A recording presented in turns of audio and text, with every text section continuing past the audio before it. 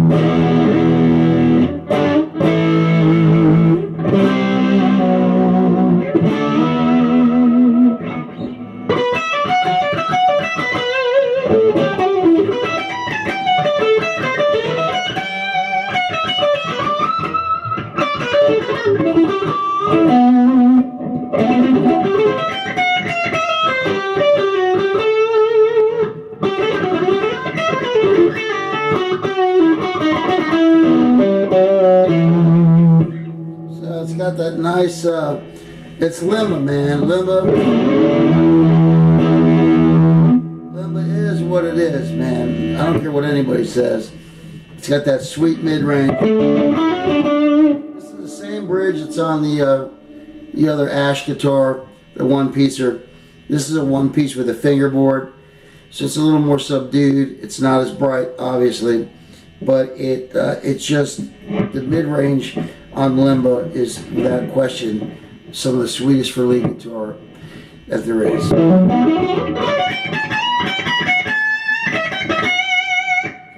I mean, if you're one of these guys that plays to a super distorted amp, it doesn't matter what the wood's made out of. But when you're straight into the Fender basement, old school, it really matters.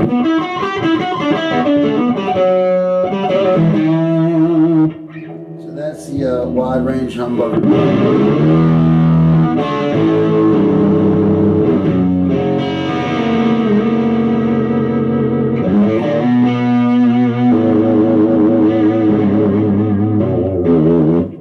Wide range is a sweet. It's got a nice cut to it. It's pretty nice.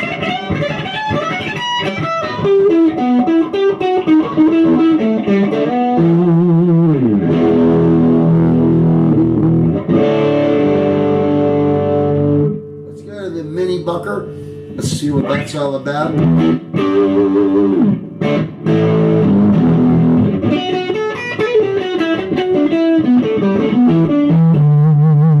Nice.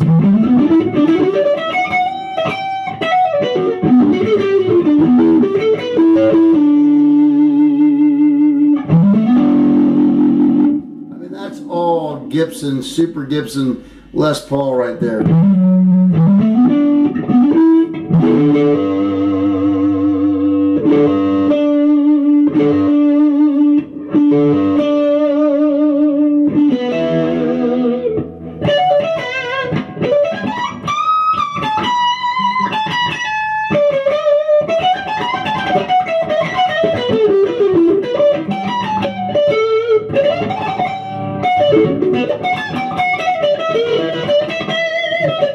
Very, sounds like a Les Paul to me. I don't know. A Les Paul with a trim.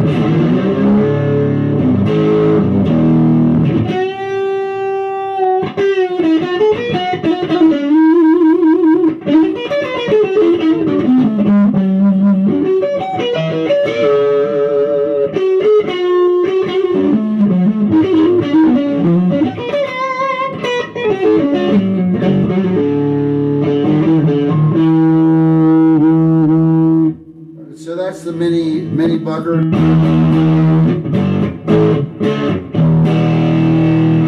Wide range. Now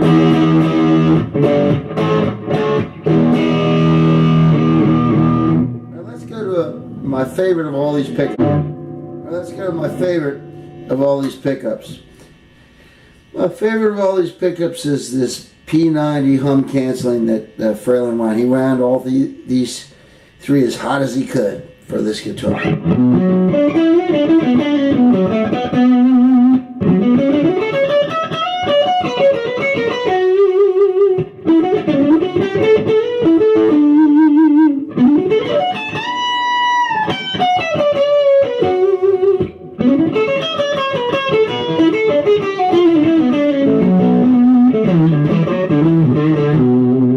So it's really round sounding, if that, I guess that's the word I can use.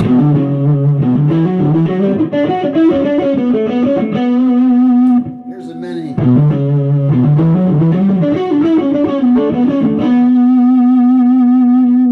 Here's a P90.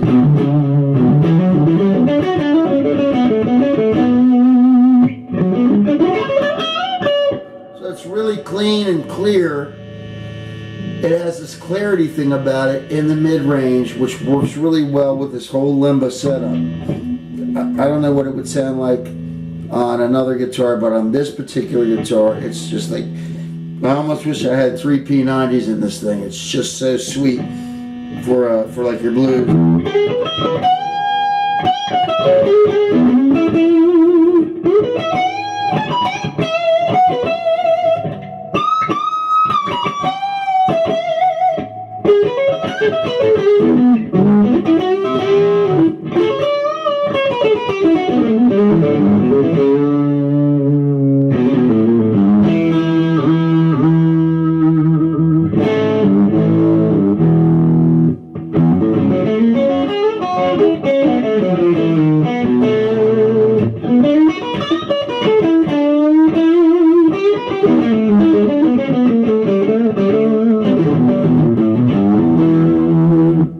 P90, man. I mean, what can you say about it?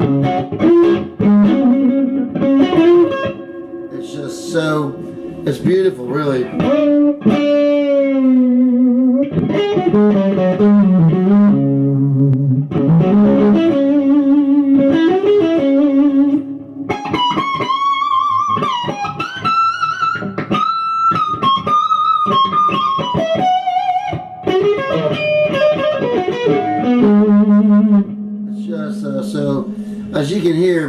P90.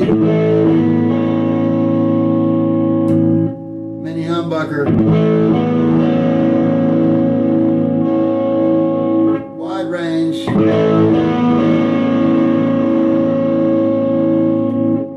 And the P90.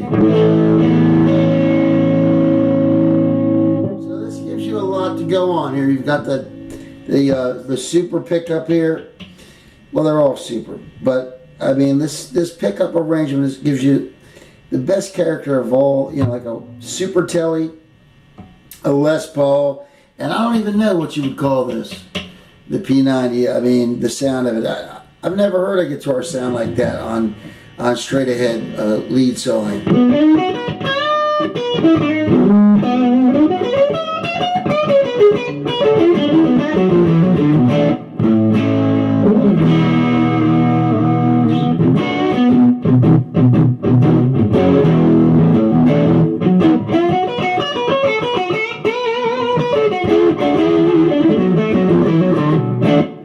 That's the P90, man. Now the other ones sound good.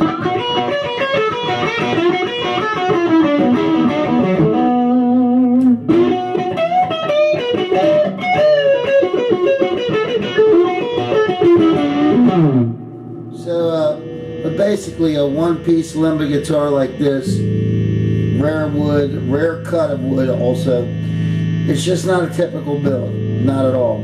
And that's what you get with a custom builder. If you can tell him what you want, he can make you a guitar better than a mass-produced one, in the sense that it's also an original sounding guitar, having the best of the old school and the best of the new school, and the best of, you know, the mentality behind building an instrument that's going to give you, you know, a huge tone. That's what we're talking about here. We're not talking about, you know, mass production. I mean, why would you build a guitar as a custom builder like everybody else does? That's just stupid. It's insane to me. I don't, you know, sure, there's good things to learn from the old school builders, but that's antiquated, man. You got to think. I mean, I don't know. For me, I think it's insane to try to recreate a Les Paul, or it's insane to try to recreate a Fender Bolt-On. I mean, no.